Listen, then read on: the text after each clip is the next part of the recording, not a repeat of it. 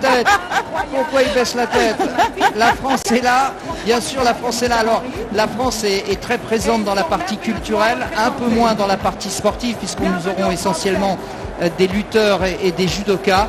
Mais regardez, ils sont pas malheureux là, regardez, oui, ils ont tous le sourire. Et ils sont là aussi, question de se mesurer avant les Jeux Olympiques. Attends, excuse-moi de te demander pardon, mais côté sapologie, on n'est pas mauvais non plus. Oui.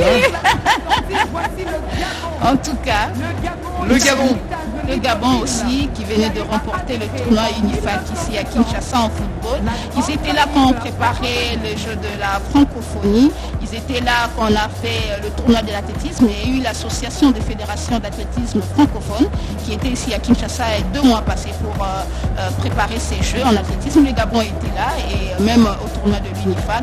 Ils sont là également en sport et en culture voulais-je dire, pour ces jeux de la francophonie. Je voudrais seulement dire que la fête est vraiment réussie. Ouais, attention à eux en hip-hop notamment, où ils avaient remporté une belle médaille de bronze à Abidjan, les Gabonais. La Guinée, malgré qu'en football, ils ont désisté, mais quand même, ils ont mené une délégation. Absolument. Ils prendront bien sûr la peine de nous montrer ce dont ils sont la Guinée, on parle plusieurs langues, mais également bien sûr le français. On les appelle les Sili, c'est aussi les éléphants en langue soussou.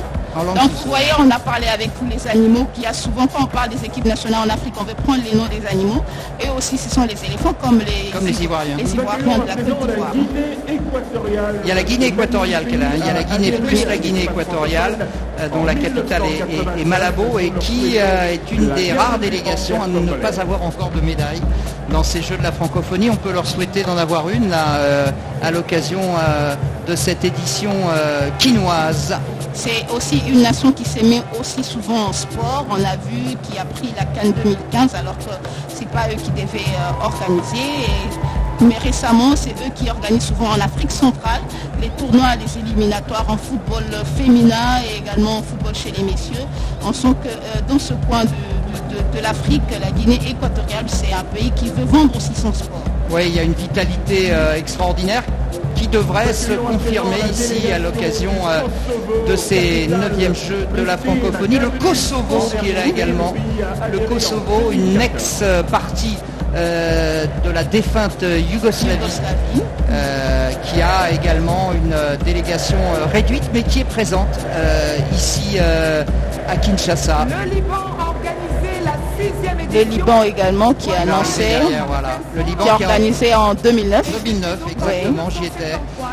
Le Liban qui est également dans de grandes difficultés actuellement économiques. Et là en 2009, il faut souligner que la République démocratique du Congo avait gagné une médaille d'or en littérature avec Fiston Mwanza Mujila qui vit maintenant en France et 3 médailles de bronze en judo avec Mouchindi Bouchaleur qui est aujourd'hui parmi les techniciens en judo. Il y avait Dari Lukuku dans la catégorie de moins de 73 kg et Cédric Mandembo.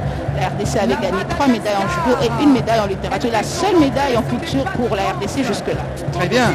Les Malgaches, Madagascar, ça me fait penser forcément à Nicole Ramalallanirina qui avait remporté la médaille d'or aux Jeux de la francophonie en 1994 et surtout en 1997 où les Jeux de la francophonie avaient lieu à Tananarive.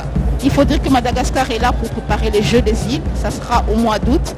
Une délégation de 78 personnes qui sont là. Ils vont recevoir ces Jeux des îles à domicile. C'était 78 alors. Moi, c'était pas 92. Alors. C'est 78. 78 en culture et en sport, avec le basket notamment qui va commencer demain samedi.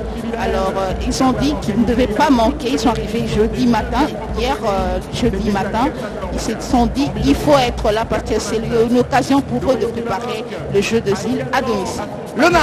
Le Maroc bien sûr extrêmement présent en athlétisme notamment. On se souvient bien sûr d'Hicham El Guerrouch qui avait remporté une médaille de bronze sur 1500 mètres. C'était en 1994. Vous voyez que les plus grands champions sont passés par la francophonie, puisque la francophonie en général s'intéresse aux jeunes talents. Ce sont des gens qui sont encore en devenir et qui ensuite vont gagner des médailles dans les championnats continentaux, dans les championnats du monde, voire dans les Jeux Olympiques comme Hicham, bien sûr. Le Maroc très très présent. C'est d'ailleurs la première nation africaine dans le palmarès après la France, le Canada et la Roumanie. Dans le palmarès de toutes les médailles de la francophonie, ils sont quatrièmes avec 174 médailles, dont 52 en or, 67 en argent et 55 en bronze. Donc c'est une nation qui s'y met et qui représente valablement la francophonie sur le continent africain. Ça c'est clair, et je vous le disais notamment avec une équipe d'athlètes et des footballeurs également de haut niveau. L'île Maurice, bien sûr, l'île Maurice, cette île de l'océan Indien, également représentée dans la francophonie, avec pratiquement 1 million de locuteurs, de gens qui parlent français. 47 médailles remportées par les Mauriciens et les Mauriciennes depuis la création des Jeux de la francophonie. Notamment les frères Joseph qui avaient gagné le concours culturel de danse. C'était à Abidjan il y a maintenant 6 ans. Bien, ils sont là en culture, également en sport, avec les 9 disciplines qu'on a. On peut toujours rappeler à cette culture, l'athlétisme, la télévision, du sport, le judo, le cyclisme, le football, le basketball, le féminin. Et ces nations qui sont en train de défiler vont compétir dans les 11 concours culturels et dans les 9 disciplines sportives. Exactement, donc un programme très, très chargé, très nourri, dont nous vous rendrons compte bien sûr de la manière la plus complète possible. Ça c'est le drapeau mauricien. Il y a une grosse ambiance ce soir au Stade des Martyrs. Et on n'en est qu'aux prémices, bien sûr, qu'au défilé des délégations. On a une pensée, bien sûr, pour le Niger qui actuellement vit des heures extrêmement troublées puisqu'il y a eu un coup d'État il y a maintenant 2 jours. Le président Mohamed Bazoum a été renversé, l'armée a pris le pouvoir. C'est un peu encore assez trouble ce qui se passe actuellement au Niger, mais la délégation est là, bien sûr, pour essayer de penser à autre chose surtout, et surtout aussi à recevoir la solidarité de la part des autres nations francophones. 22 médailles au total en 8 éditions pour les Nigériens et non pas les Nigérians. Oui, les Nigériens. Et en parlant du Niger, c'est la preuve que le sport reste le seul vecteur de paix qui réunit malgré les situations difficiles en politique. Les Niger est là et pour montrer ils ont aussi une autre image à présenter. Ils n'ont pas que les coups d'État pour parler du Niger, mais aussi également le sport et la culture. Quel beau discours, Laetitia, auquel je souscris complètement. Si on se contentait des joutes sportives, on vivrait certainement beaucoup mieux. Mais ça, c'est une autre histoire. En tout cas, on ne va pas bouder notre plaisir en accueillant les Roumains qui vous ont battus au basket aujourd'hui. Après avoir perdu face au Liban. Mais il faut dire, quand vous regardez le palmarès du basketball aux Jeux de la francophonie, c'est une nation qui est forte. Mais avec cette équipe qui est arrivée, c'est les jeunes, les élèves, une équipe juste qu'on est en train de préparer. C'est une partie qu'ils ont perdu hier face aux Libanaises. Mais ils se sont rattrapés aujourd'hui. Permet aussi à la jeunesse d'entrer dans les grands événements où la Roumanie a apporté des élèves pour participer à ces Jeux de la francophonie. Voilà, 5 millions de personnes en Roumanie qui parlent le français et 155 médailles remportées au total depuis la création des Jeux de la francophonie. Encore une nation majeure du continent africain, c'est le Sénégal. Le Sénégal qui a donné un message fort en gagnant tout en football. Et là, on va voir au jeu de la francophonie. Ce sont les favoris. Les favoris sont favoris. Ils ont gagné pratiquement tout. La CAN, le CHAN, les moins de 20 ans. Là, au jeu de la francophonie, c'est la nation que tout le monde va regarder. Voilà, et pour craindre. Voir et craindre. Je pour pense voir d'ailleurs si de mémoire. Ils vont aussi garder.